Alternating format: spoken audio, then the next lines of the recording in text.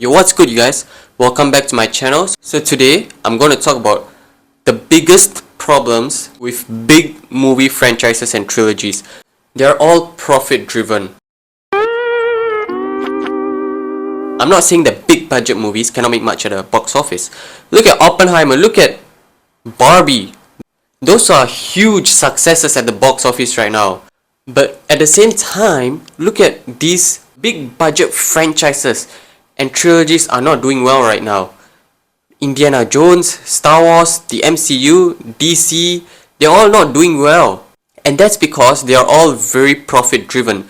Look, these films are owned by the companies, by the production companies that make these films. So companies will make the films in such a way to get profit. That's because that's what these companies look out for the most, the profit. They do care about the creativity and the vision of their filmmakers and storytellers. But that's always number two. Number one to them will always be profit. Unlike films like Oppenheimer, where it's a big budget film that is distributed by a big studio, but for that film, they didn't go for profit. Number one was Christopher Nolan's vision. That was number one. And that's what I really think is the biggest problem here.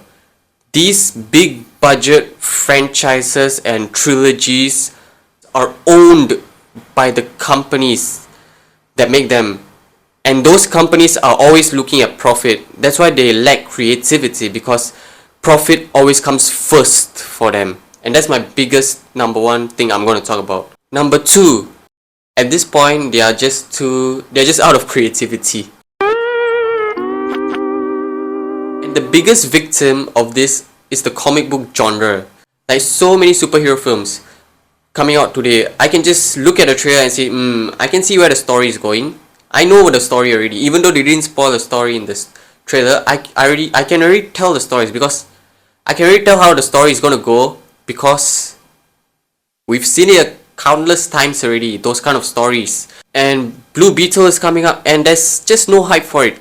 Look at the first reviews. The first reviews of that film says that it's great, it's incredible, but they didn't talk anything about creativity, something new, or they didn't talk about, cliche, being it very predictable and things like that, because it kinda is, but they don't want to say it because they want this film to do well. Like my first point, the companies that make this film want the profit, so they probably don't allow reviews that say that, it's cliche, it's blah blah blah. Like so many comic book genre films, in their first reviews that I'm seeing, always say good things. Remember the time when that Lord of the Rings show, Rings of Power, when it first came out, people were calling it brave, bold, and the show comes out and the Tolkien fans are like, wait, this is not what Tolkien envisioned. This is not Tolkien's vision. What? Yeah, people were like, this is bad. And probably the same here. It's probably not going to be that great. It's going to be great, but again, it's too repetitive. Like we've seen this before already, so it's not going to be that great, so it's not attracting a lot of people, because comic book films today are not getting creative. Like Across the Spider-Verse was animation wise was very creative, and the plot twists of the film were very creative. So that's why Across the Spider-Verse did very well, because it's a very creative film in the story. Whereas Blue Beetle is not going to do well, because again, I've seen it countless times. Come up with something new, please. Thank you. And even when you cannot come up with something new, because again, everything is based off of inspiration, take inspiration, but at least have a few elements that look new in the story. Some new elements in the story, please. That's more appreciated. Number three, they're just way too damn expensive. I thought the budget of the latest Indiana Jones film was like 250 million, something like that. And then I'm hearing news like and then I went to look up on it, because people are saying it's more expensive than that. So I went to look up on it, like how much more expensive can it be? It's close to $300 million. What the f? And I am like, wow. Why does it have to be so expensive? Why do movies have to be so expensive? Why? Indiana Jones earned lesser than what Oppenheimer did. And Indiana Jones had 3 times the higher budget than Oppenheimer. Wow! Imagine having a budget 3 times more than another film's budget, and that film does way better than your film at the box office. Now that's not a good sign at all. Number 4, studio interference. This links very well with my first point where I'm saying that studios always go for the profit. And now I'm going to talk about studio interference. Studio interference is the biggest curse for filmmakers from a very long time ago. The Aliens 3 movie, the studio interfered and cut like 30 minutes of the movie, which kind of sucked. And then there is Spider-Man 3, where Sam Raimi has said that he didn't want Venom in the film eventually at the beginning. He only wanted Sandman in the film, but then Stoney was like, no! Put Venom in the film, and he did it, and the film was kind of messy because there were too many villains, too much stuff going on. So studio interference once again. This is the biggest curse for filmmakers. And number 5, this will be my final reason as to why I think many big budget franchise trilogy films are doing horribly. And that is, I think this is a given, not appealing to the fans.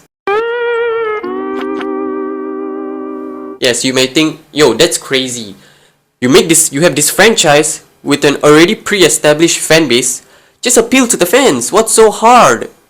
You may be saying that, but let's not forget Star Wars, the sequel trilogy. Yay! Where the fans were so disappointed with how Luke Skywalker was treated. And what did Lucasfilm do? They made The Rise of Skywalker, and you would think this is an improvement from the previous film.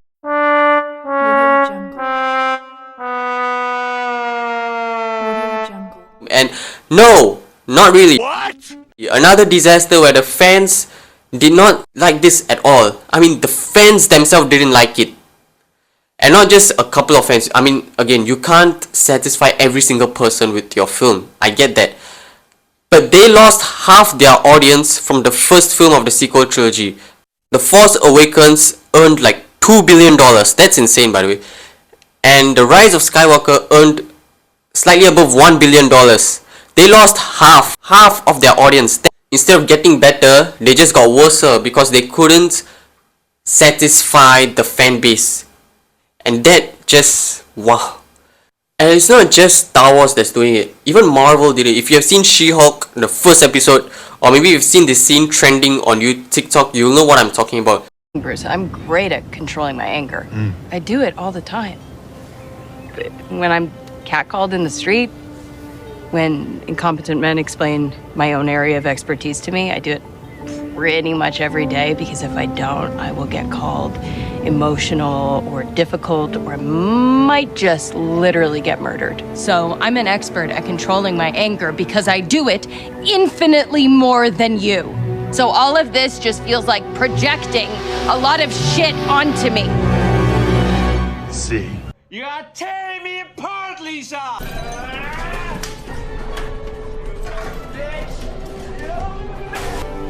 The scene where She-Hulk was belittling Bruce Banner, saying that I'm better than you, I have been through worse than you, and yada yada. And what she doesn't realize is that this man has been hunted by the military for so much years and has been trying to run away from them, and he's also faced the guilt of killing so many innocent lives in Avengers Age of Ultron.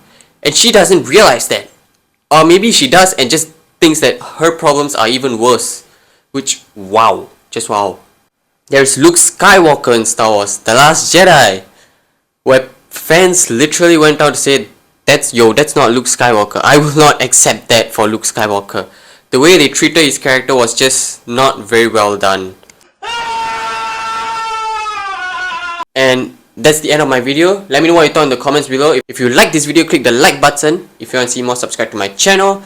And see you guys next time. You guys are always the best.